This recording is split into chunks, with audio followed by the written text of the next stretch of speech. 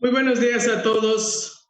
Bienvenidos a este programa de Psicología del Deporte que tenemos todos los viernes a las 10 de la mañana. Hoy vamos a continuar con la variable herramientas para la gestión y control de emociones y manejo del estrés. Ya en el viernes pasado, Carlos nos habló de la definición de las emociones, nos habló un poquito sobre la función que tienen estas en nuestra vida diaria, en nuestra vida cotidiana. Y hoy vamos a hablar, a especializar un poquito más sobre las herramientas para esta gestión y control de las emociones, y en la segunda parte del programa hablaremos sobre el manejo del estrés. En esta ocasión tenemos como invitado al psicólogo Eduardo Martínez Reyes, también es integrante del grupo de intervención en psicología del deporte.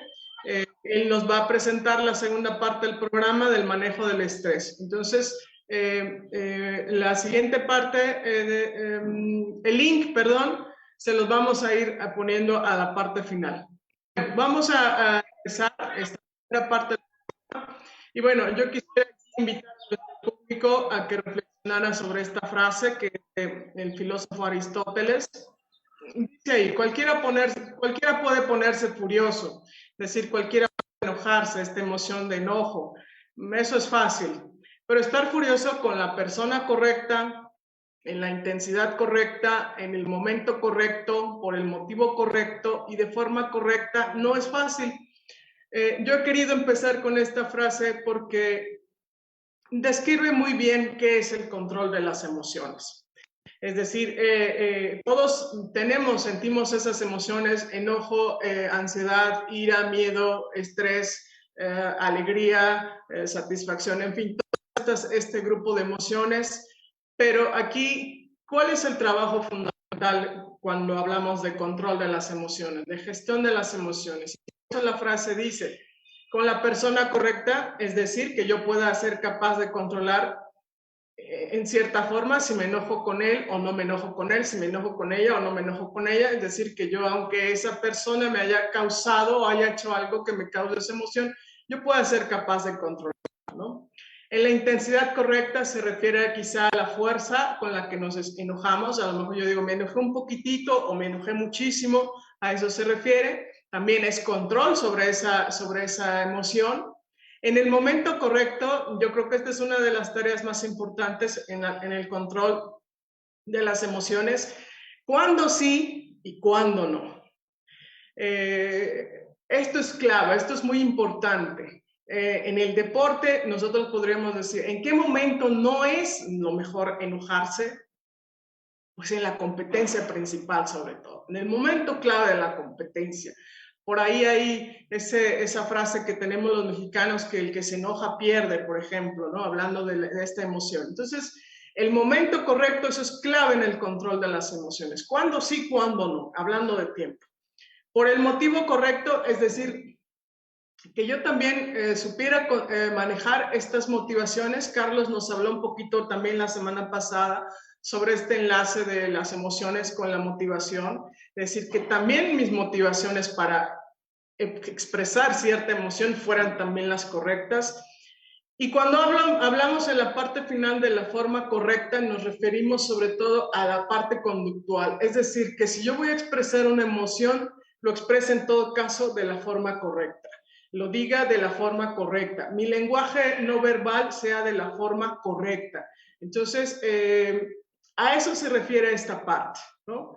Que nos plantea este filósofo Aristóteles. Yo he querido empezar con esta frase porque nos explica muy bien de qué se trata el control de las emociones. Adelante, la siguiente.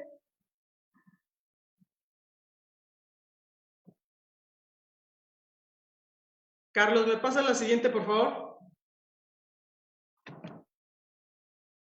Bueno, esto para resumir y para concretizar de qué estamos hablando cuando hablamos de gestión y control de las emociones. Uno, percibirlas con precisión. Es muy importante percibir. Para esto ya tuve que tener un conocimiento inicial de cuáles son esas emociones, qué significa enojo, qué significa ansiedad, qué significa estrés, qué significa tener miedo, qué significa estar alegre, qué significa estar feliz. Es decir, que yo perciba con precisión cuál es la emoción que yo estoy sintiendo en este momento. Esto es muy importante porque a veces yo podría confundir, a lo mejor confundir miedo con estrés y ansiedad. Si bien hay una sintomatología muy parecida entre las tres, no son la misma cosa. Entonces, es muy importante distinguir si yo lo que tengo es estrés, o si yo lo que tengo es miedo, o si yo lo que tengo es ansiedad. A eso se refiere con percibirlas con precisión. Comprender las emociones, pues es parte de primero entender cuáles son esos síntomas fisiológicos que producen las emociones. Ahorita lo veremos más puntualmente cuando hablemos del estrés. Que comprenda cuáles esas conductas que yo generalmente hago derivadas de esas emociones, ¿no? Esa es otra parte del conocimiento de las emociones. Número 3 dice, valorarlas adecuadamente. ¿A qué nos referimos con esto? A que yo sea capaz de evaluar la emoción, que tenga una forma de medir, a lo mejor hasta subjetiva, pero de medir qué tanto miedo tengo, qué tan estresado estoy. En psicología del deporte se utilizan escalas muy subjetivas del 1 al 10, y entonces se le pregunta al deportista, del 1 al 10 dime cuánto estrés, 1 nada y 10 mucho, y entonces él nos dice 5. Entonces esa es una valoración subjetiva, pero al final me da la idea a mí de cómo estaría mi deportista. Entonces así podemos hacer una valoración más correcta, más adecuada de dónde anda nuestro deportista. Como dije hace rato también en la frase de Aristóteles, expresarlas en el momento necesario, es decir, que haya un momento claro y clave en el que yo necesite expresar esa emoción, que necesite a través del lenguaje, a través de mi diálogo, a través de sobre todo a través de la comunicación no verbal, de mis gestos, en las manos, la cara, la voz, en fin, todo en el momento correcto. Dice, generarlas cuando facilitan pensamientos. Ahorita veremos una estrategia en donde hay una clara relación entre las emociones y los pensamientos. Es decir, si yo necesito estar tranquilo, pues también la parte a nivel cognitivo, la forma en la que pensamos nos puede ayudar a estar más tranquilo, estar más relajado. Y viceversa, yo puedo en la forma en la que pienso, puedo generar ciertas emociones. Si necesito activarme, la siguiente variable que analizaremos será el nivel de activación. Entonces, yo a través de mi diálogo conmigo mismo puedo activarme o puedo tranquilizarme, por ejemplo, ¿no? Y la última, regularlas para facilitar el crecimiento personal. Esto es igual clave en el control de las emociones.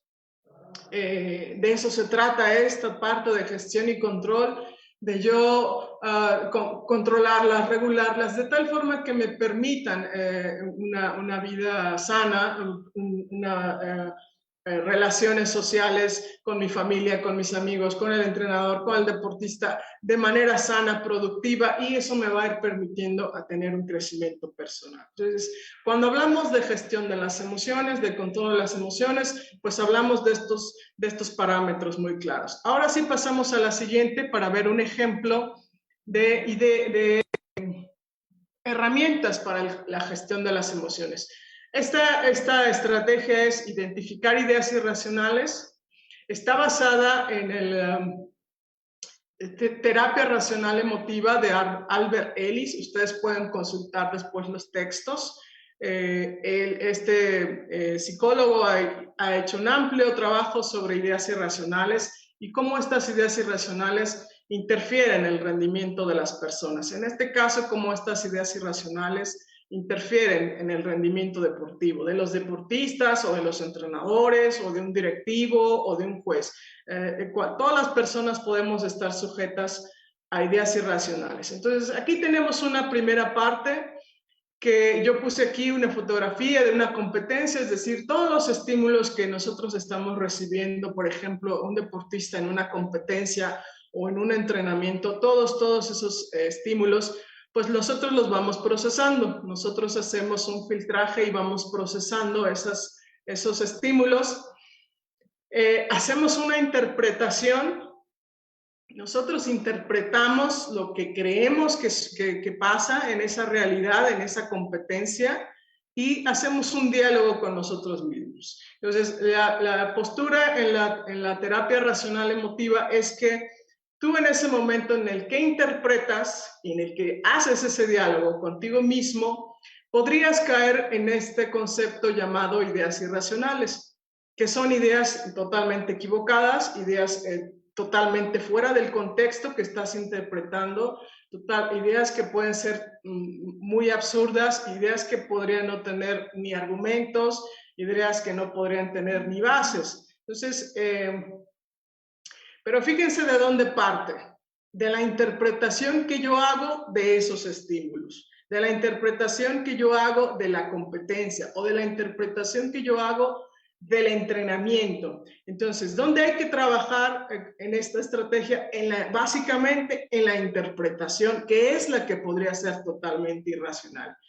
Y bueno, esta interpretación, este diálogo que tenemos nosotros, entonces va a tener un efecto sobre todos los sistemas del cuerpo humano y va a producir determinada emoción, enojo, ira, ansiedad o viceversa, alegría, emoción. Entonces, aquí lo que tenemos que prestar mucha atención las personas es a esa interpretación.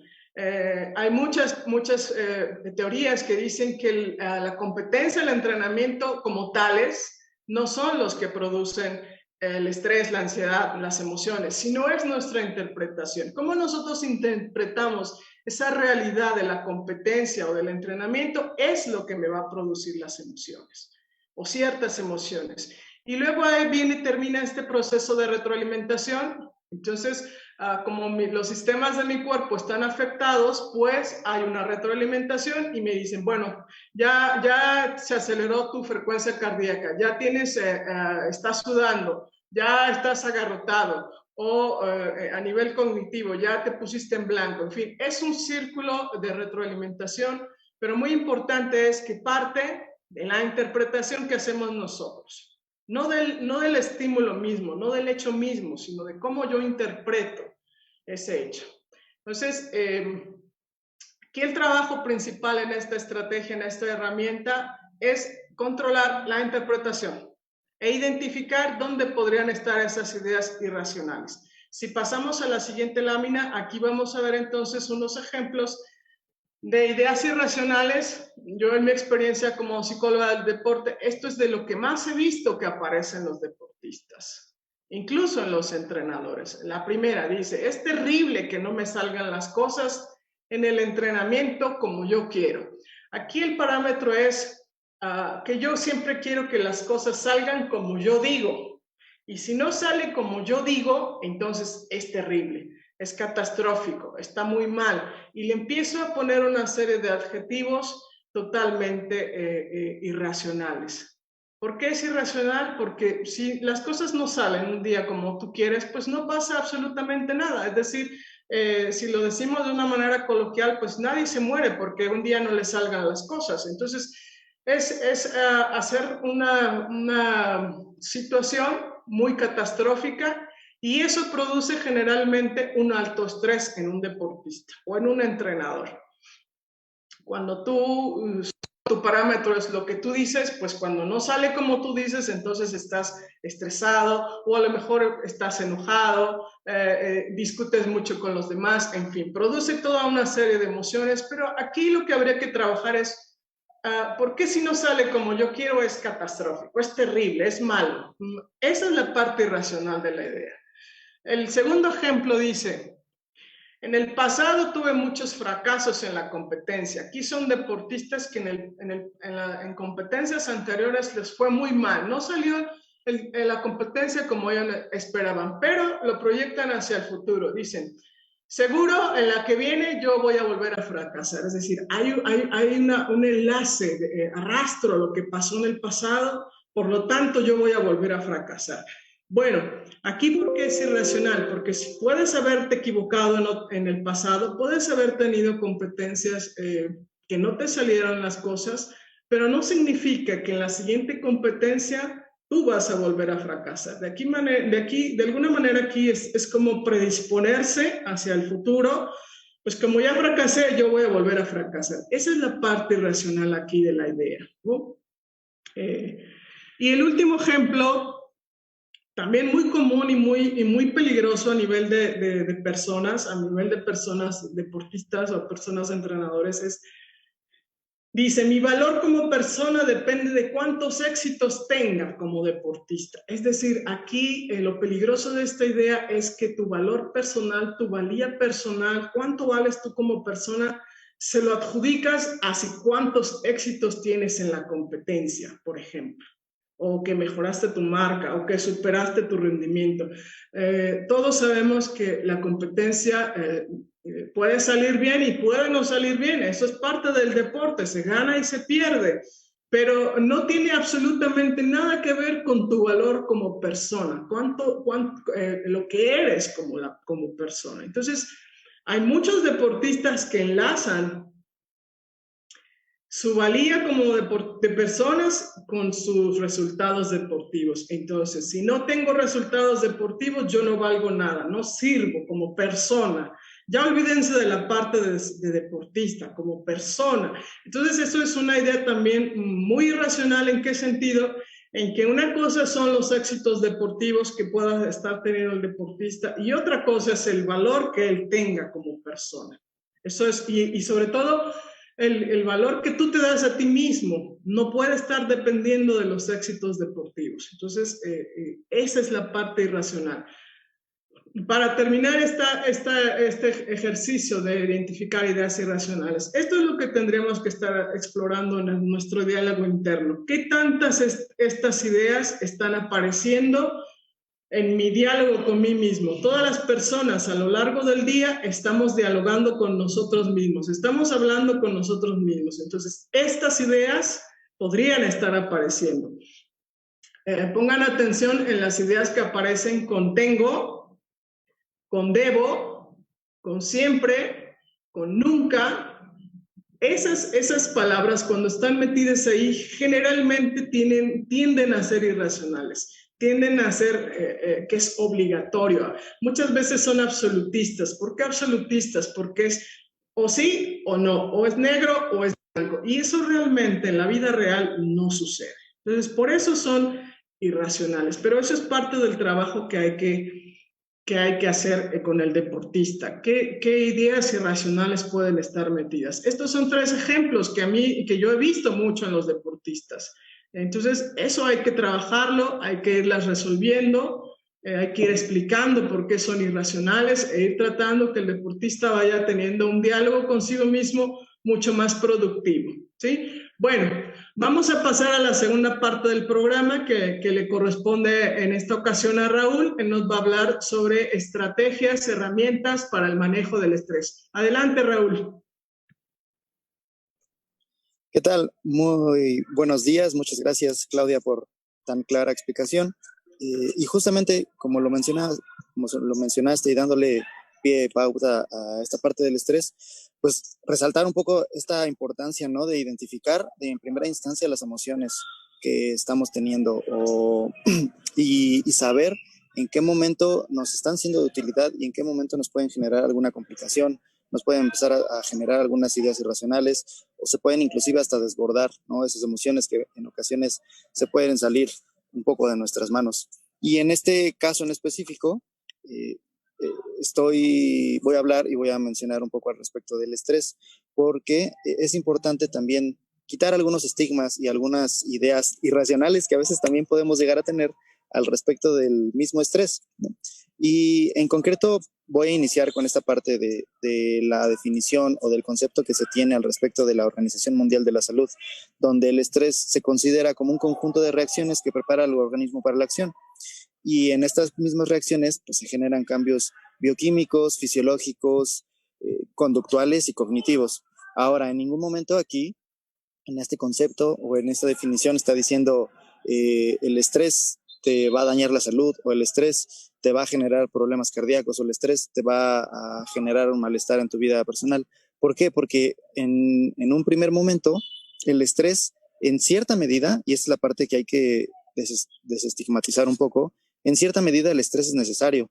El estrés de una u otra forma está presente en muchas especies, en todas las especies, como parte de un mecanismo evolutivo, como parte de un mecanismo que nos ayuda a adaptarnos al medio para responder, para sobrevivir. Se dice que antes, cuando éramos hombres en las cavernas y nos tocaba cazar nuestra comida, pues el estrés te ayuda a alertarte, a mantenerte despierto para decir, voy a atacar, voy a defenderme, voy a huir, voy a escapar, voy a hacer algo que me ayude a conseguir eso que quiero, ya sea sobrevivir, ya sea escapar, ya sea cazar una presa.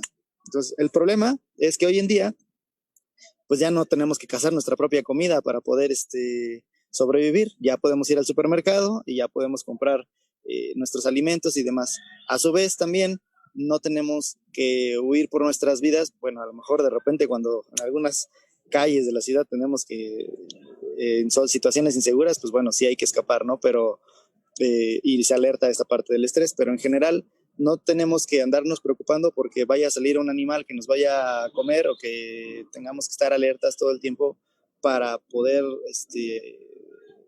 vaya a ser agresivos y atacar por nuestra vida o defendernos en ese sentido, en la mayoría de los casos. Sin embargo, hoy en día, ¿qué es lo que sucede? Que de repente sí nos genera esas mismas reacciones de preparación para la acción. Si de repente necesito llegar a tiempo al trabajo, si necesito subirme al camión o al metro rápidamente, si necesito de repente terminar un proyecto o terminar un... Raúl, llegar a tiempo al trabajo. Raúl, ¿me escuchas? Sí, sí, sí. De repente se oye terminar un proyecto. Se oye doble sonido. Sí. Se oye doble sonido.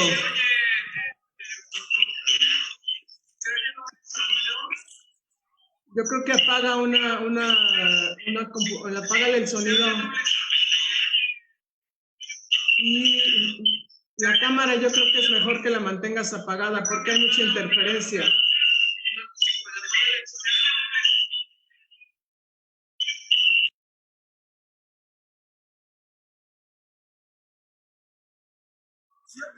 Yo creo que voy a desconectarme de la computadora para continuar la presentación solamente en un equipo.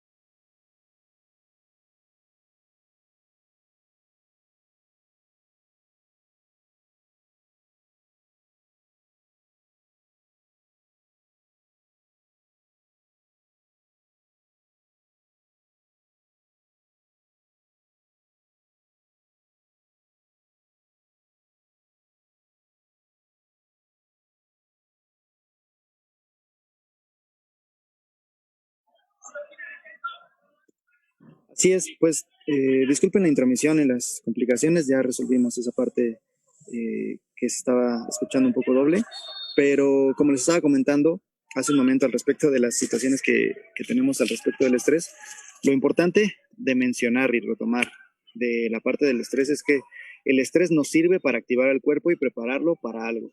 Entonces, sí genera cambios bioquímicos porque genera cambios hormonales, sí genera cambios fisiológicos a nivel de sudoración de la piel. Bueno, ahorita comentaremos un poquito más al respecto de esos cambios fisiológicos, todavía no.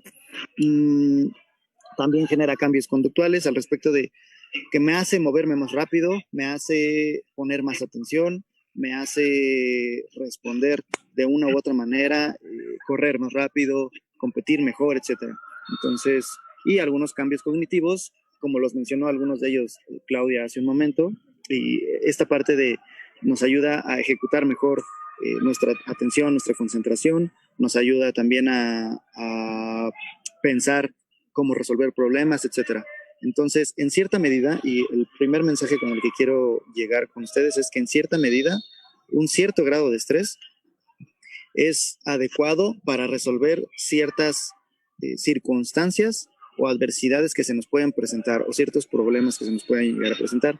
El problema principal es cuando ese estrés se nos sale de nuestras manos y esas reacciones, tanto bioquímicas, fisiológicas, conductuales y cognitivas, sobrepasan un grado que podemos manejar y que podemos controlar.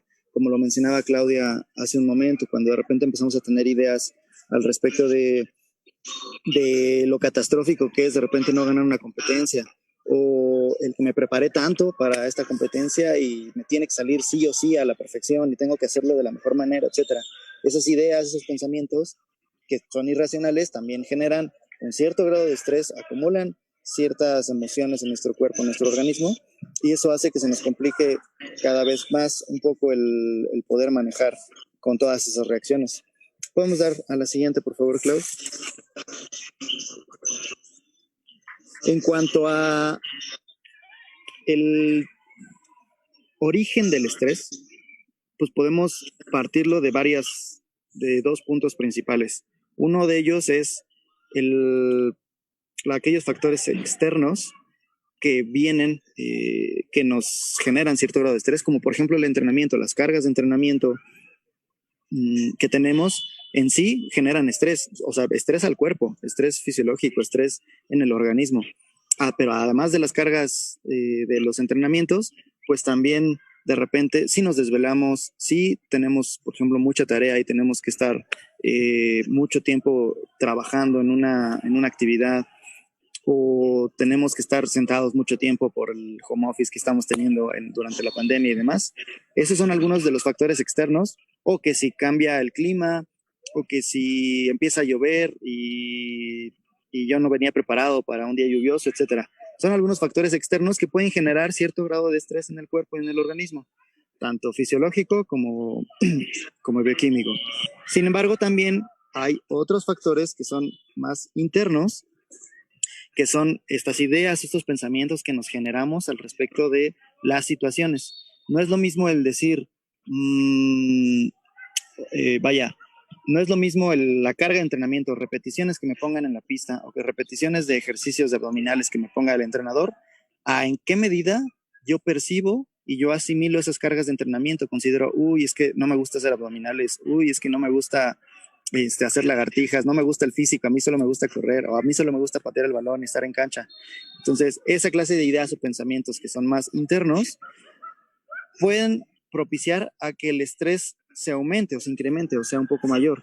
Entonces, eso también es una parte importante, aprender a identificar en qué medida podemos manejar esas ideas, esos pensamientos para lidiar o aminorar o amortiguar las cargas de estrés. Ahora sí, la siguiente, por favor, Clau.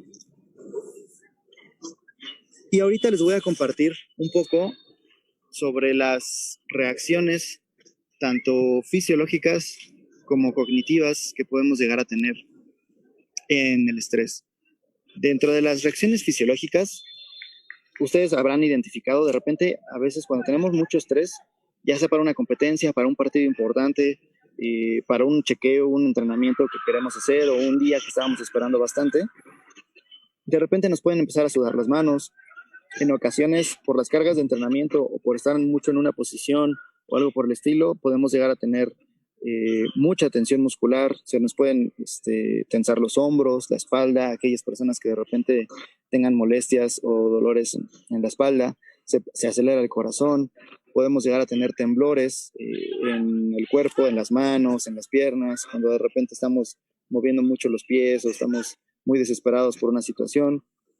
Podemos llegar a tener incluso malestares estomacales, un poco de náuseas, sequedad en la boca. Esto también es muy, muy común en las competencias y en los partidos y para los atletas. A lo mejor y estamos bien hidratados, pero de repente empezamos a sentir la boca reseca un poco y empezar a mojarnos mucho los labios y demás. Podemos llegar a tener mareos, que podemos llegar a tener incluso hasta vómitos o escalofríos. Todo, en cierta medida, si se dispara demasiado la reacción o el grado de estrés que podemos llegar a tener. Pero, además de esas reacciones fisiológicas, cuando tenemos mucho estrés, también podemos llegar a presentar ideas de preocupación, de irritabilidad, de estar muy reactivos con las demás personas, tener incertidumbre o inseguridad al respecto de nosotros mismos, como lo que mencionaba Claudia hace un momento. Tenemos dificultades para decidir, podemos llegar a tener incluso hasta miedo por las competencias del partido, y si no soy lo suficientemente bueno, y si las cosas no me salen bien. Podemos llegar a tener pensamientos negativos sobre uno mismo, temor a que observen nuestras dificultades o lo que piensen los demás de mí, que si me está observando el entrenador, o mi jefe en el trabajo, o mi familia en el partido. De repente a veces la familia va a apoyarnos y a veces nosotros automáticamente nos cargamos una responsabilidad adicional de pensar, es que no les puedo fallar, es que no puedo quedar mal, no me puedo ver mal, tengo que meter gol, tengo que dar un buen juego, un buen partido, tengo que competir bien porque me vienen a ver, etc. Son ideas que de repente a algunos deportistas nos pueden llegar a suceder, nos pueden llegar a pasar. Y en ocasiones también la dificultad para concentrarse. Esto es importante también porque en cierta medida, cierto grado de estrés nos ayuda a focalizar bien nuestra atención, pero demasiado estrés hace que de repente no podamos ponerle atención a nada. Nos pareciera que estamos muy dispersos y por más que quisiéramos concentrarnos en nuestra competencia, en nuestro partido, en nuestro juego, en dominar el balón, en hacer un buen tiro, etcétera, de repente pareciera que se nos olvidan las cosas, se nos olvida cómo tirar, se nos olvida cómo correr, se nos olvida la parte técnica, etcétera. Entonces, son algunos de los síntomas que podemos llegar a tener, tanto fisiológicos como cognitivos, y para mí era importante mostrárselos, porque a raíz de eso, y en la medida en la que nos puedan ir comentando ahí de qué medida, de qué forma han expresado ustedes el estrés, o de qué forma han sentido ustedes estrés en un partido, en una competencia, o como mismos entrenadores, porque ahorita estamos hablando de deportistas y de sus competencias, pero también el estrés que tienen los entrenadores suele ser muy fuerte y muy grande, y también los mismos entrenadores o las personas que estamos, o los familiares que estamos de los deportistas, a veces también vivimos mucho y sentimos mucho el deporte, y a veces también nos cuesta trabajo el reaccionar y el percibir el estrés de diferentes formas. Entonces, mientras nos pueden ir comentando de qué manera viven el estrés o sus emociones, o cómo, si en algún momento se les ha salido de control de las manos, qué podrían hacer, lo podrían ir poniendo y comentando en el Facebook. Y mientras tanto, nosotros continuamos con la siguiente lámina, por favor, Claudia, al respecto de saber identificar cómo afrontamos el estrés.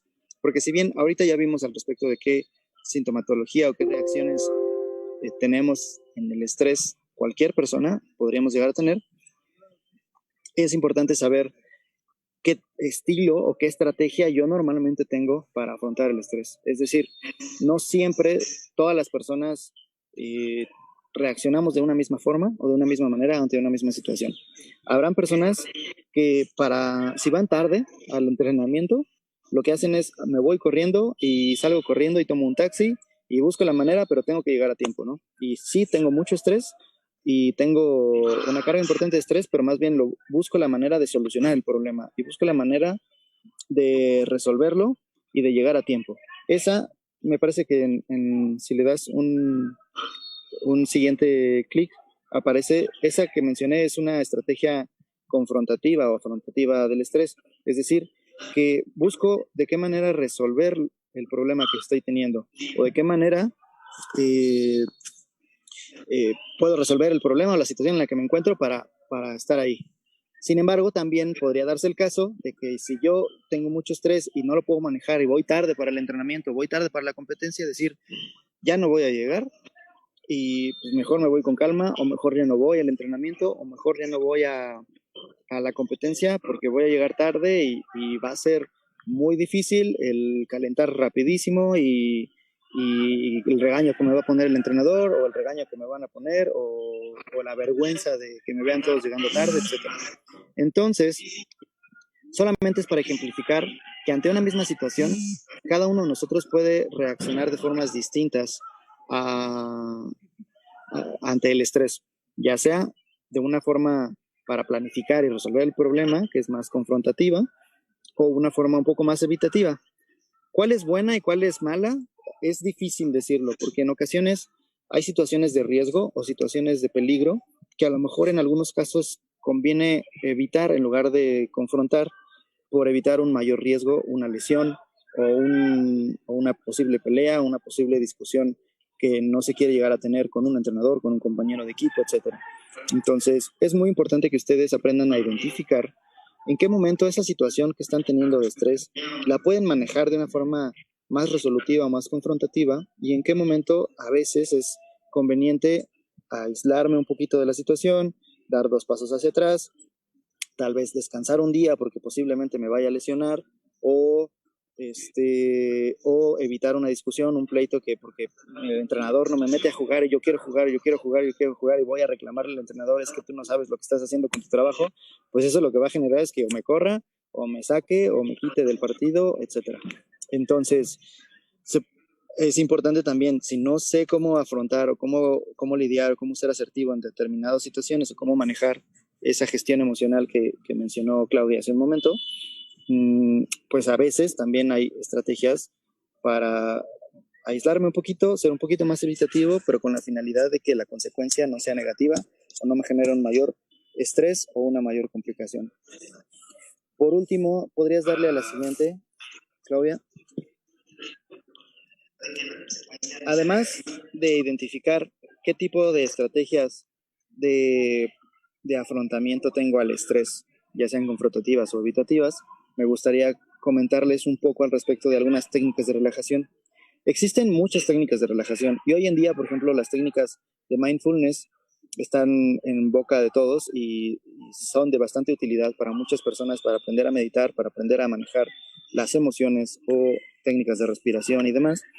Y son bastante útiles incluso para dormir, incluso para descansar mejor. Pero también es importante que sepan que para lidiar con el estrés, y tanto de manera fisiológica como cognitiva, pues tenemos varias estrategias de relajación. Unas de las más sencillas son las relajaciones por respiración. Esta es una de las que vamos a ver al final del día de hoy. Pero también existen otras técnicas de relajación, como la llamada y famosa relajación muscular progresiva de Jacobson, que es una técnica que ayuda a relajar los músculos y de manera indirecta, además de relajar el cuerpo, ayuda a relajar un poco la mente y ayuda a relajar un poco nuestras ideas y tranquilizar un poco la cabeza, desacelerarnos un poquito. También existe una llamada relajación autógena o la visualización guiada, que son estrategias más cognitivas, un poquito más complicadas, requieren cierto entrenamiento previo en técnicas de relajación para poder manejarlas y dominarlas adecuadamente, pero que ayudan también bastante a relajarse de manera individual e independiente, visualizando, como un espacio que les dé mucha calma, un bosque donde se escuchan el viento, el aire, etc.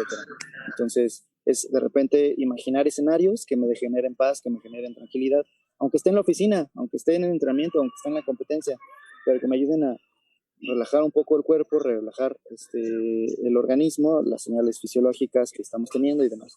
Entonces, repito, para poner a prueba estas técnicas de relajación, en específico las de visualización guiada o de relajación autógena, es importante tener un entrenamiento, una preparación previa para llevarlas a cabo. Las que no necesitan tanto entrenamiento previo son, por ejemplo, la respiración diafragmática, que es la última lámina que vamos a ver a continuación.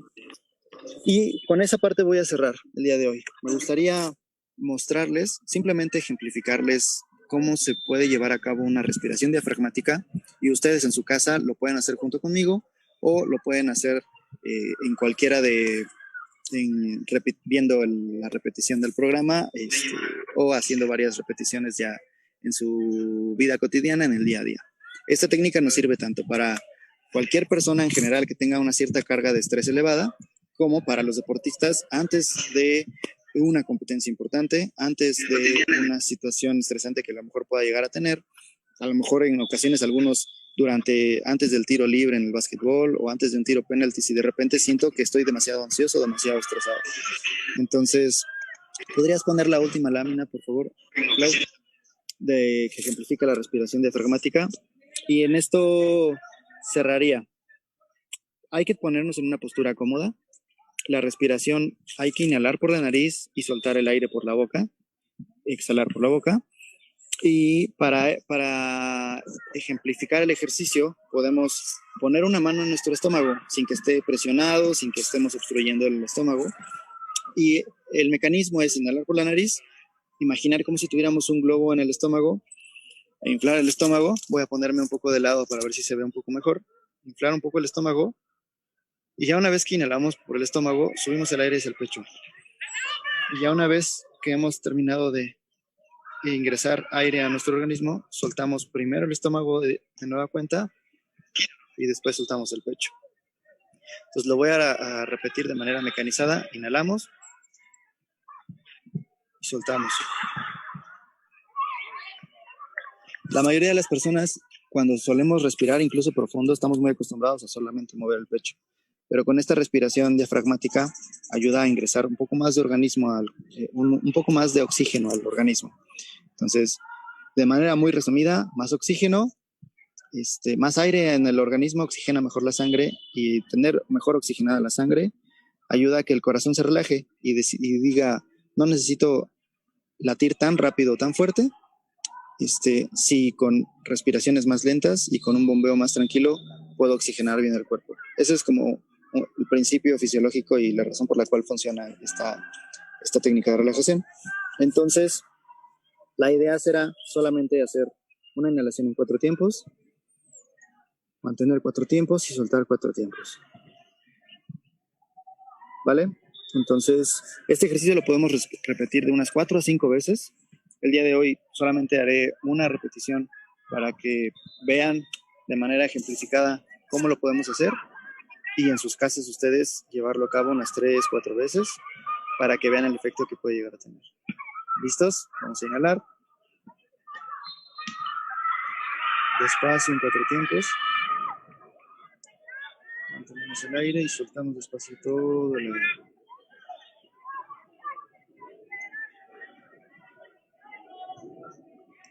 Con ese ritmo, de esa manera, podemos llevar a cabo las respiraciones.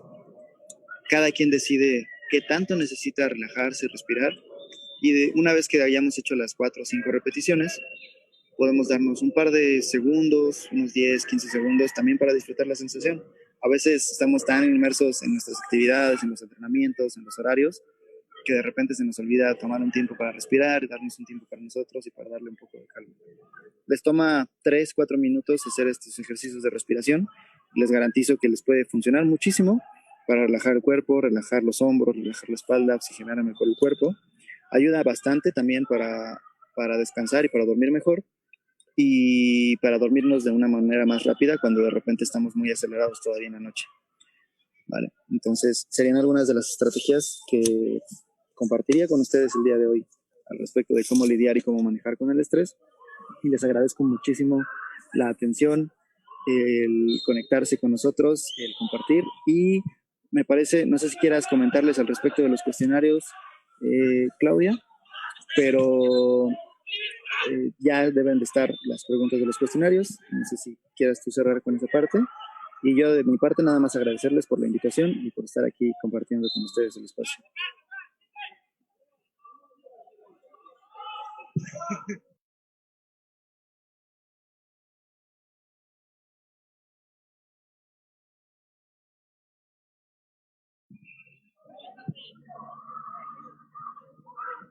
Digo, si no hay mayor duda o inconveniente. Creo que tienes el micrófono apagado, claro.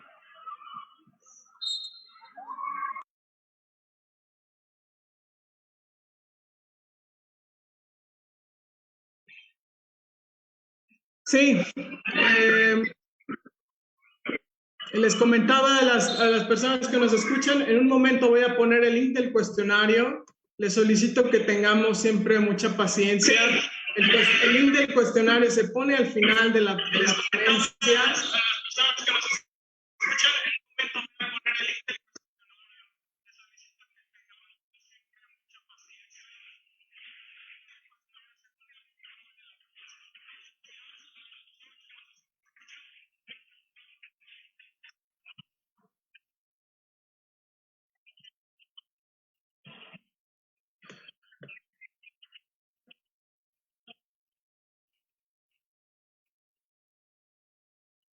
Ya lo puse, ya lo coloqué. De todas formas, cualquier cosa, ahorita vamos a estar monitoreando el chat de Facebook, pero ya tienen ahí el cuestionario.